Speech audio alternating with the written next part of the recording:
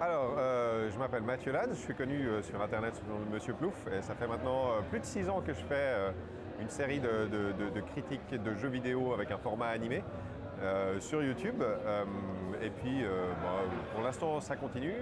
Je vais essayer de lancer bientôt des nouveaux projets un petit peu, me diversifier un peu sur ma chaîne et voilà. Je crois que ça résume un petit peu la chose, en gros. Donc pourquoi ce pseudonyme? Alors, il n'y a pas vraiment de raison, genre d'histoire incroyable là derrière. En fait, c'est juste que je me souviens avoir plus ou moins réfléchi à tout le concept. D'abord, j'avais les idées assez claires sur ce que je voulais faire, et puis le nom, c'est plutôt un truc qui est venu à la fin. C'est-à-dire qu'il faut que tu trouves un nom pour ton truc, et moi, c'est pas un domaine dans lequel je suis très doué. Donc, pendant un mois, j'ai cherché des trucs, et puis finalement, c'est même mieux comme ça. Monsieur Plouf, oh bon. Ah, on va y aller avec Monsieur Plouf, ça sonne bien, c'est rigolo. Et on peut déconner avec, voilà. Comment est-ce que tu réalises donc tes chroniques? Alors, déjà, il faut jouer au jeu, il faut le terminer, il faut avoir joué suffisamment pour pouvoir en dire quelque chose, pour pouvoir en faire une analyse, une critique, etc. Pendant qu'on joue, on réfléchit à ce qu'on va dire, à la manière dont on va structurer la chose, qu'est-ce qu'on va dire, qu'est-ce qu'on va prioriser, qu'est-ce qui ressort du jeu. Ensuite, de manière effective pour la vidéo, ce que je fais généralement le dimanche, parce que je sors une chronique généralement un jeudi sur deux à 18 h, donc toutes les 2 semaines. Les semaines de chronique, le dimanche, je commence par dessiner des éléments, des personnages que je vais utiliser pour la vidéo. Ensuite, le lundi, je continue ça jusqu'à peu près en début d'après-midi. À partir du début d'après-midi, j'arrête, j'écris le texte. Je ne vais pas me coucher tant que le texte n'est pas terminé, carré, etc. Donc, il faut énormément relire, optimiser, raccourcir, regarder si les formules sont bonnes, si le rythme est bon, etc. Pour ce qui est des images, ensuite, je fais le mardi et le mercredi, je fais des images toute la journée. Il y a à peu près 250 images, 260 images par vidéo. Donc, ça à un moment, il faut tout animer à la main, etc. Et puis le jeudi, je me lève très tôt, je termine les images et puis ensuite j'enregistre la voix.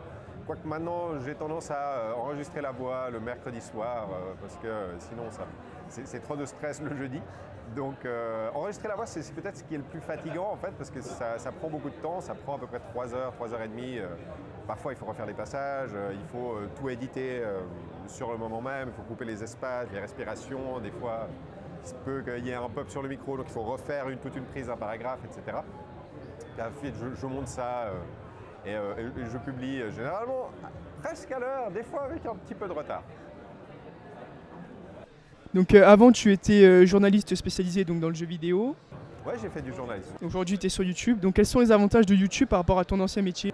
Alors moi, je suis venu sur YouTube en fait pour pouvoir parler de jeux vidéo à ma manière, pouvoir parler des jeux vidéo desquels moi j'avais envie de parler, si tu veux, et de pouvoir le faire en toute indépendance. Voilà, YouTube pour moi c'était cette idée de pouvoir faire mon truc à moi et pouvoir atteindre un public qui soit peut-être intéressé dans les choses que j'ai à dire et les sujets que j'ai envie de traiter, et en toute indépendance, sans qu'on vienne m'emmerder. D'être redevable seulement à mon public, si tu veux. Voilà.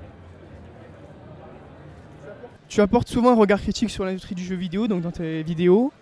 Donc aujourd'hui, qu'est-ce que tu penses de cette industrie? C'est une vaste question, mon Dieu. C'est presque trop vaste pour que je puisse te répondre comme ça. C'est une industrie qui généralement fonctionne par, par cycle. Généralement, quelqu'un fait quelque chose qui fonctionne, c'est quelque chose qui va être énormément copié, tout le monde va vouloir sa part du gâteau. Cette chose-là finit par se casser la gueule, qui laisse place à une autre chose que tout le monde va copier. Typiquement, on a eu les MMORPG, à un moment, tout d'un coup, c'était ultra la mode, tout le monde voulait son MMORPG pour copier World of Warcraft. Tout le monde s'est cassé la gueule.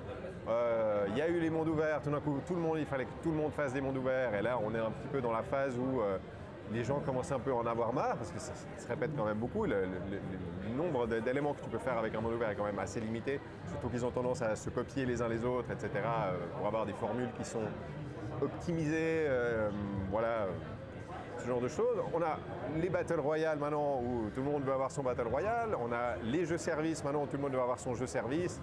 Les jeux sur lesquels tout le monde veut que tous les éditeurs veulent avoir un jeu sur lequel tu reviens tout le temps et auquel tu joueras jusqu'à la fin de ta vie tous les soirs, comme si tu allumais à la télévision, ça va finir par se casser la gueule parce que malheureusement, il se trouve que tout le monde, si les éditeurs veulent à chaque fois avoir le jeu auquel tout le monde va jouer, ça ne marche pas.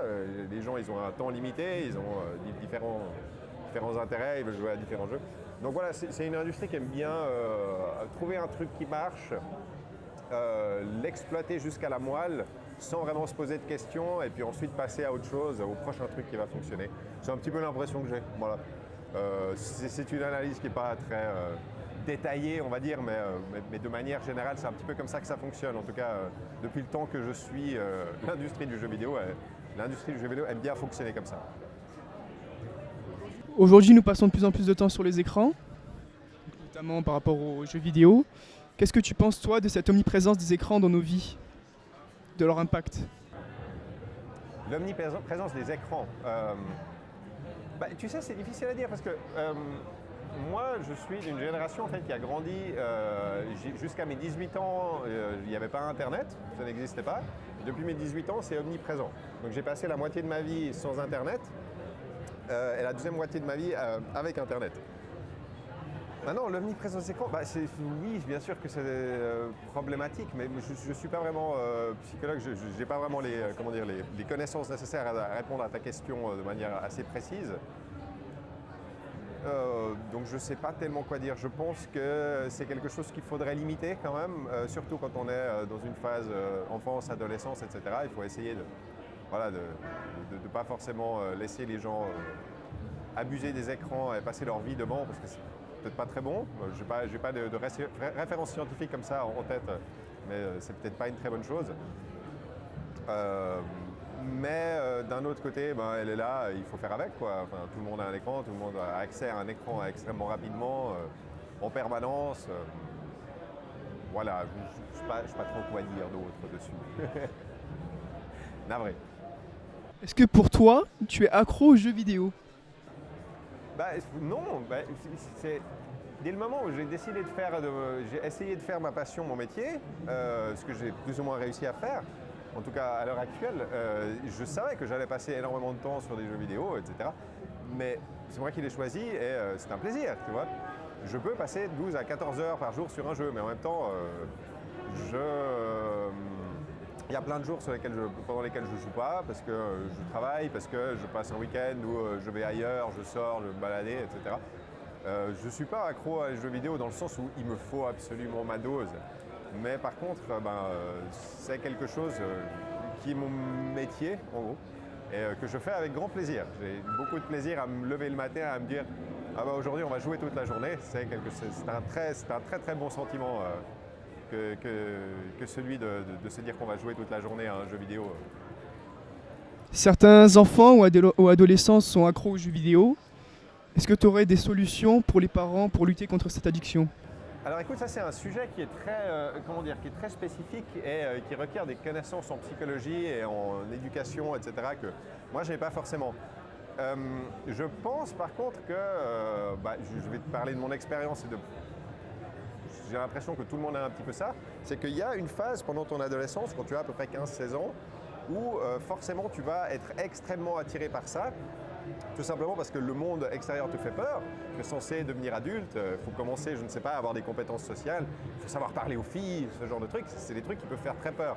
Et dans le jeu vidéo, en fait, tu te retrouves dans un univers que tu maîtrises, dans lequel tu es très compétent, et c'est quelque chose qui j'ai presque envie de dire par nature, tu vas être tenté de faire un petit peu à l'excès, tout simplement parce que ne pas vouloir affronter le monde extérieur et préférer se retrouver dans quelque chose que tu maîtrises, c'est quelque chose qui vient un petit peu par essence, j'ai envie de dire. Donc c'est là que, en tout cas, moi, à l'époque, quand je suis passé par cette période où c'était ma mère qui m'a fixé des limites, quoi, parce que c'est à ça que servent les parents aussi, c'est de fixer des limites et faire gaffe à ce que tu ne fasses pas n'importe quoi, parce que tu es bien sûr tenté de faire n'importe quoi. Tu as 16 ans. Voilà, je dirais ça comme ça. Pour contrecarrer cette vision un peu négative, quels sont les bienfaits du jeu vidéo pour toi? ils sont extrêmement nombreux, ça permet de s'évader, ça développe des compétences, de réflexes, de résolution des énigmes. Voilà, il y a énormément d'études qui ont été faites et à chaque fois ils trouvent des bénéfices. Les gens sont surpris, mon Dieu, en fait les jeux vidéo sont bénéfiques, bien sûr qu'ils sont bénéfiques. Ça développe énormément de compétences, mais pas forcément pas forcément les mêmes, je ne sais pas, que la littérature, je ne sais quel autre média ou chose de ce genre. Mais oui, c'est comme tout en fait, peut-être pas comme tout, mais utilisé de manière intelligente et responsable, bien sûr que c'est très bien. Ouais. Il faut juste faire attention à sa consommation et à ne pas se laisser aspirer à l'intérieur dans les moments où on est un petit peu plus vulnérable. Parce que c'est vrai que c'est tentant quoi, de se réfugier là-dedans durant certaines périodes de ta vie. C'est clair. Donc pour terminer, est-ce que tu aurais un jeu à conseiller du coup aux parents pour leurs enfants? Aux parents pour leurs enfants. Moi, ce que j'ai envie surtout de leur dire, c'est d'essayer de s'y intéresser à ce à quoi jouent leurs gamins, essayer de s'y intéresser, de voir si on pourrait peut-être participer un peu, en discuter un peu, etc. Je pense que c'est important. Je pense que même si de premier abord ça va sembler les embêter, je pense qu'ils seront quand même assez contents que les parents ne prennent pas ça juste comme quelque chose, oh, il est encore en train de jouer à ces jeux vidéo, cette espèce d'univers que je ne connais pas. Donc moi, ce que je conseille aux parents, c'est de s'y intéresser et d'essayer de montrer un certain intérêt pour ce à quoi jouent leurs enfants. Il me semble que c'est déjà bien si on fait ça, c'est déjà le minimum et ce sera très certainement bénéfique. Voilà, en gros. Ben, merci beaucoup pour cette interview. Là, je t'en prie.